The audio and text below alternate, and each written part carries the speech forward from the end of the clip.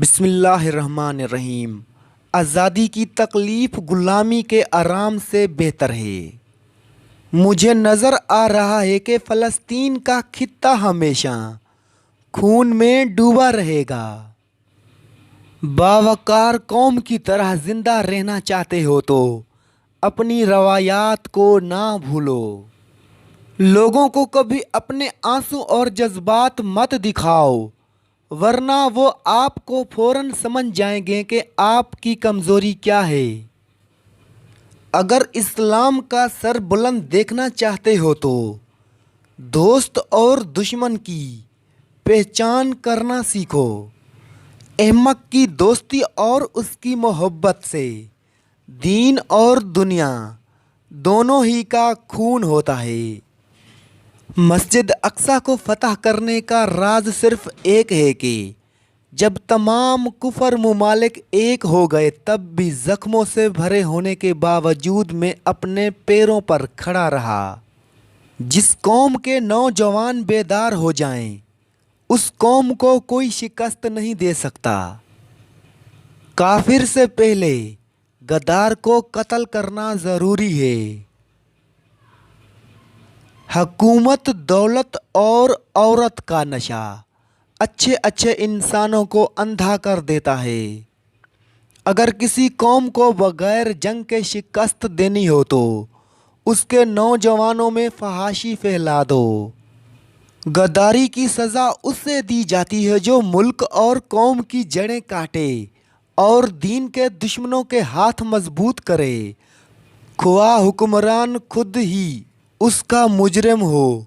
वो गद्दार है और सज़ा का मुस्तहक है। झूठे और मकार काजी की सबसे बड़ी निशानी यह है कि वो कस्में बहुत खाता है। कौम का हर फर्द अपनी जगह बादशाह होता है। किसी भी शख्स को कौमी वक़ार से महरूम ना करो। ज़िंदगी ज़रूरत के मुताबिक गुजारो, ख्वाहिश के मुताबिक नहीं, क्योंकि ज़रूरत फ़कीर की भी पूरी हो जाती है लेकिन ख्वाहिश बादशाह की भी अधूरी रह जाती है। बुरी आदत और अच्छे ताल्लुकात की ताकत का अंदाज़ा तब होता है जब उन्हें छोड़ने की कोशिश की जाए। दो किस्म की लानतों से बचो, मायूसी और ज़हनी अय्याशी। इंसान पहले मायूस होता है और फिर ज़हनी अय्याशी के ज़रिए राह फरार अख्तियार कर लेता है। जहाँ रोटी मज़दूर की तनख्वाह से महंगी हो जाए, वहाँ दो चीज़ें सस्ती हो जाती हैं, औरत की इज़्ज़त और मर्द की गैरत।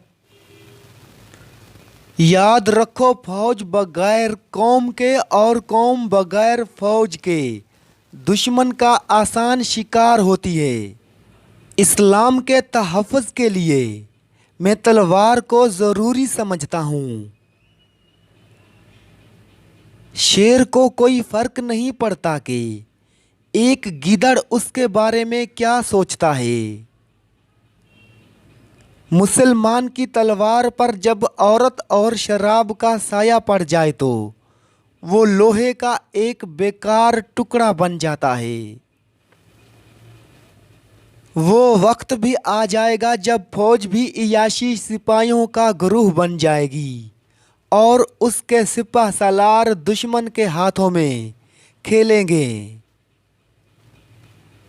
एक जासूस दुश्मन के पूरे लश्कर को शिकस्त दे सकता है और एक गद्दार अपनी पूरी कौम को शिकस्त की जिल्लत में डाल सकता है।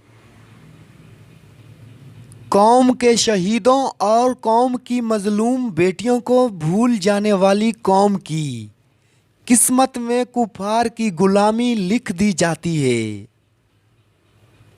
हमें ये असूल कुरान ने दिया है कि जंग हो तो लड़ो और ना हो तो जंग की तैयारी करो। हुक्मरान जब अपनी जान की हिफाजत को तरजीह देने लगें तो मुल्क और कौम की हिफाजत के काबिल नहीं रहते।